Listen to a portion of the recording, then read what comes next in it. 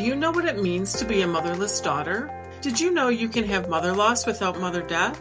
Mother loss comes in many forms, and Motherless Daughters Ministry is here to help you navigate through your particular mother loss. While you are unique, you are definitely not alone. We have 20 years worth of pearls of wisdom to help you on your mother loss journey, and we are sharing all of these pearls with you through this very podcast, Nurturing Words, Voices of Experience, sponsored lovingly by Motherless Daughters Ministry. Welcome to episode number 16. I'm your host, Gladys Bell, and today we're bringing you a unique type of mother loss in the form of Alzheimer's disease and other forms of dementia that affect memory, thinking, and behavior. Spend a few minutes with us as Dottie Minkhouse presents an experience shared with us by Christine Fischel, one of our blog writers. I Am Meant to Keep Going by Christine Fischel. I'm attacking the almost year-long overgrown flower garden. Golden black-eyed Susans have pushed their way through the taller wild grasses and foxtail. I pull with all I have on the pigweed. When it doesn't budge, I rip out handsful of clover growing around its base. When the pigweed root is surrounded by exposed and wet-smelling soil, I take my large shovel and hack away at its root. I grunt loudly with each strike, not caring if my neighbors hear me. I talked with Mom today, 27 minutes exactly. As soon as I told her who was calling, she displayed the cruelty of the disease eating her brain. "What day is it?" "Monday," I said. "September 1st, she answered. "No, September 3rd, I said. I could hear her breathing loudly, thinking through my answer, seeking understanding where none could be found. "Today is Saturday?" she asked. "No, Monday."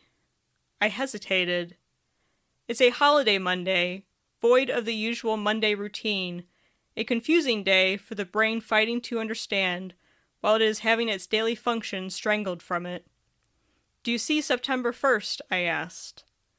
"Yes, Saturday." "That's right," I praised her. It felt condescending. Does it feel that way to her? Can she tell how far she's fallen in just 2 weeks? "Monday, Tuesday, Wednesday, Thursday," she responded. I waited. She breathed. "Do you see Sunday?" I asked. "It's number 2. "Sunday." More breathing. "Okay, down on the next line," she said. "Sunday the 2nd.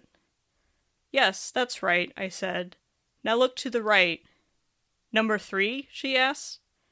"Yes." "Is today Thursday?" she asked then. The strange cruelty of Alzheimer's. To know left from right, and for it to be of no use. To know how to lock your door with a key, but to have no idea how to find the doorknob. Alzheimer's has become a living being, continually growing in its power and cruelty. I sometimes swear at it, realizing I'm actually cursing the man who discovered it. Maybe that's okay. Maybe we'd all feel better if we didn't know what was happening. No, we wouldn't. "Today is Monday," I said. We are 22 minutes into the conversation. Should I have simply said yes? Would she have accepted the wrong answer and stopped trying then? Could we have talked about something that makes her feel good? That makes her forget for a few minutes that she's not the same as she was just 6 months ago? "I need to sit down," she said. "It's okay, Mom. Why don't you sit on your blue chair?" I heard her movements, her sigh. "Are you in your chair?" "I'm in the blue chair," she said. "Okay, good. Just relax for a while. It's really okay, Mom. Sometimes the disease you have, the Alzheimer's, will make it hard to think." Yeah, he's been real. Today.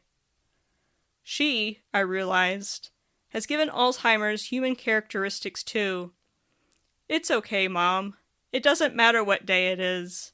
It's still a day to relax, to watch a funny movie, to enjoy talking to each other. It doesn't matter what day we call it.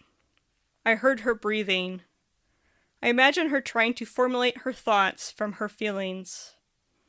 It's still a day to let your cat sit on your lap. Yeah, and she's right here, she said. I sighed myself then. We were on to another topic, one that brings her joy. A minute later, she asked me to call her later. She needed to rest. I immediately dressed in my cut-off painter scrubs, an old t-shirt and stained sneakers. I need to get my hands around something. I wet a bandana to tie around my neck and go into the humid 89-degree backyard. I've been working almost 90 minutes on the garden, and now I hear the release of the pigweed stalk. It triggers something in me. What's the sense in it, I ask. I guess I'm talking to God.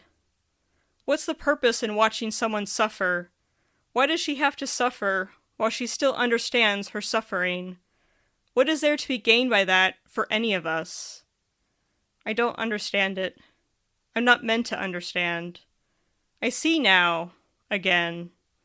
I am meant only to keep going. What's the point of that, I wonder?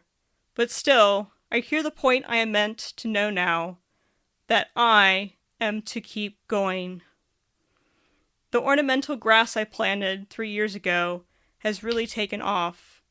Tall, proud green stalks with golden plumes rise toward the hot sun, growing strong in spite of, or as a result of, its brutal heat. I didn't take care of the plant properly last fall by trimming the dying stalks a few inches from the ground, and now those dead stalks lie ruined around the plant's base. I gather the dead grass like straw.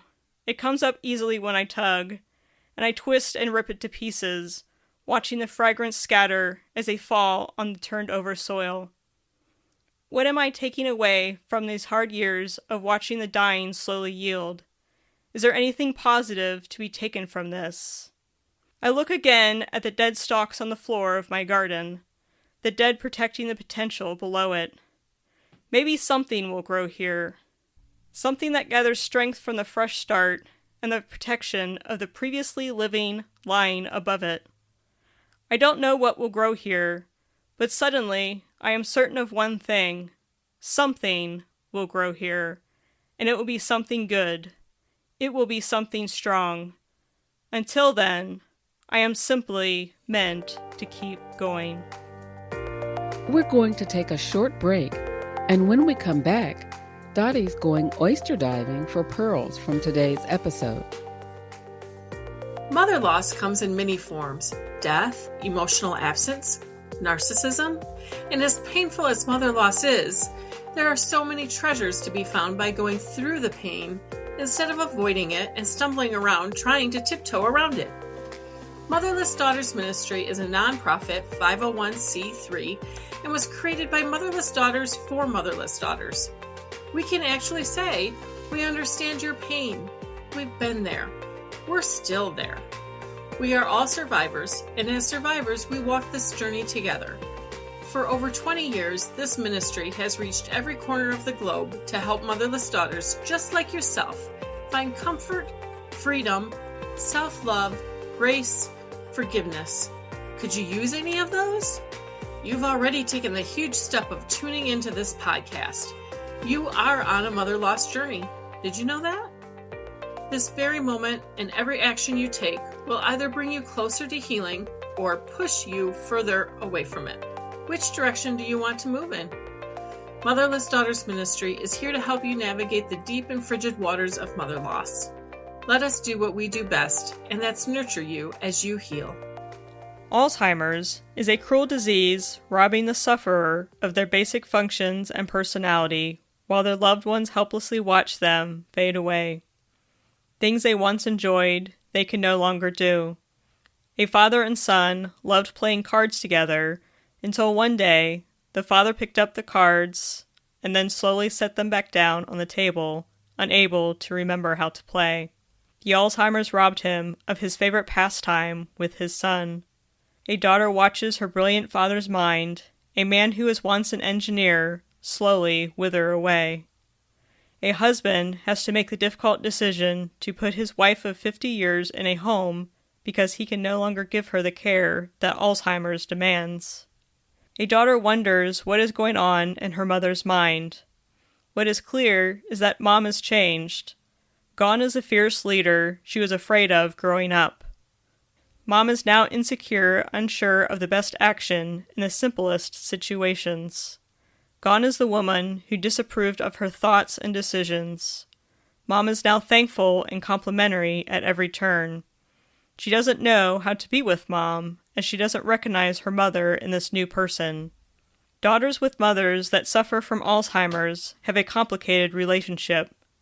You may have had a difficult relationship earlier in life, and may just now be able to have a relationship with your mother, but you are losing her. The roles have become reversed, and you are now her mother. You have become the caretaker. This may not be a role that you want, or a role that you had planned to take on, but you make the doctor's appointments, drive her to them, ensure that she is eating well and taking her medications, help her record receipts in her checkbook, and listen to the same stories over and over and over again. Frustration, fatigue, anger, and discouragement are a few of the many feelings that may overtake you. Even more bothersome is the guilt for even having these feelings. You may think, I didn't think it was going to be like this. I didn't think it would be this hard. You may want to escape. The authors of the 36-Hour Day explain that those feelings are absolutely normal for caretakers of anyone with a chronic illness. The first step in dealing with all of these feelings is to acknowledge them. Then, plan ways to take care of yourself. A planned escape may be temporary, but can go a long way in preserving your physical and emotional resources. And that will help you keep going. Thank you for joining us here at Motherless Daughters Ministry. If you need more nurturing words, we encourage you to have a listen to other episodes of this podcast. Don't forget to hit the subscribe or follow button so you can join us again next time.